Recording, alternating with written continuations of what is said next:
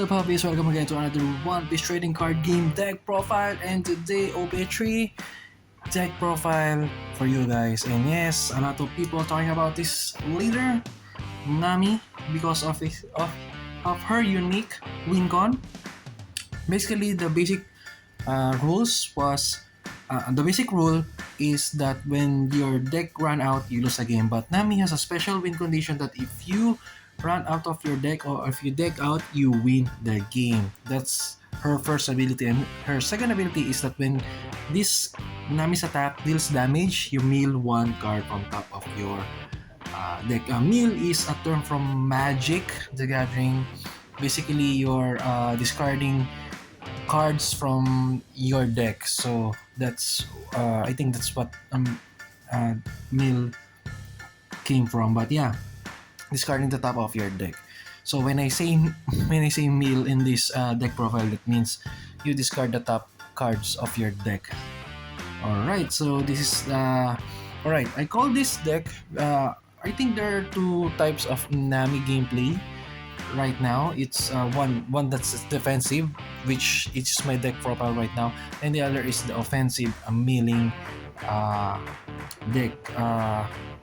This is a pure defensive milling deck.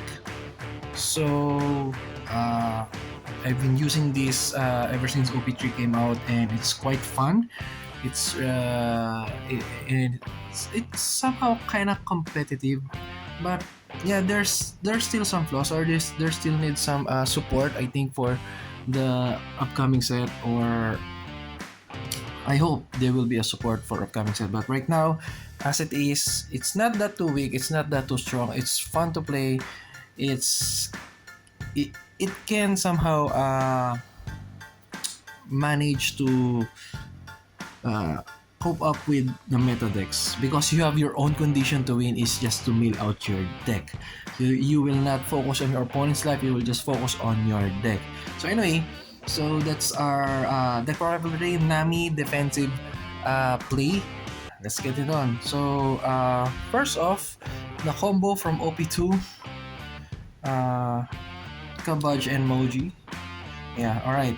So when you play this card, if you have this card on your field, you draw two cards and discard one. So yeah, drawing for these decks is kind of crucial because you really need to run out of your deck. So draw two, discard one if you have this card on your field area. So 4 off for 2 cards. I'll go first with the character. I only have less characters in this deck, so alright. The rare is Kaya. On play, draw 2, trash 2. Alright, this is the card you will mulligan for. Well, for my strategy, this is the card you will mulligan for Zeff. So basically, turn 1 and turn 2, you're just gonna, I think, up until you need to play this on your third turn, Zeff. Okay, what does Zeff do? On play, you may return one of the characters, 3 or less, to your hand, and then mill 2. Even though you didn't return any character, you can you still mill 2. And then when this card damage your opponent's life, mill 7 from top of your deck. So this is my card to mulligan, because I need to play this on my third turn, and that's the only window I will play this card, because the rest of the round I will play defensive. So I will just endure from turn 1 to turn 3 all of the damage if I don't have any defensive cards, or if I use up all of my dons on those first 3 turns. But after turn 3, I will just play defensive all throughout the game. This is the only window 3 for me, is the only timing for you to play this card. For me, that's my strategy. Well, you can share your strategy with me in the comments below. Tell me what you think is the best strategy for my defensive style. But for me, that's one of the defensive style I am thinking about. Of course, a lot of Nami player doesn't play this, but for me, it's really important. Blocker. Okay? Blocker, and then on KO, mill 1 from your deck. I see a lot of Nami decks, the defensive style decks, that they don't have blocker. being open to an opponent's attack is such a crucial, especially in mid and game, because if they don't see any blockers on you, they would just go attack all out for just like 15k or 20k, and then you just run off your cards because uh, most of the time Nami will not attack leaders, your opponent's leader, so they still have more life, so they will not hesitate to all out every attack and their turn to you. So blockers is a crucial play for me. Alright, and last character for this deck is this Mr. 1. What does this do? On play, return one of your event card with cost 1 from your trash. So, alright. This is the remaining of my deck and it's all event cards. Defensive. Alright, first off, not all are events. One event, not all are counters. One event is that this card you draw to Sanji's Pilaf. So yeah, Path of Greed of One Piece. So draw 2. And it has a trigger, active main, draw 2. So 1 cost counter plus 2k and then main 1. Trigger, draw 1 and main 1 and trash 1 card from your deck. Okay, 1 cost counter plus 4k, trash 1 card from your hand, and then mill 2. Trigger, return one of your opponents, or return one character with cost 4 or less to the owner's hand. Okay, from OP1, Sables, counter plus 2k, and then look at the top 3 of your deck, rearrange them, and put them on top or bottom of your deck. Trigger, draw 2, trash 1.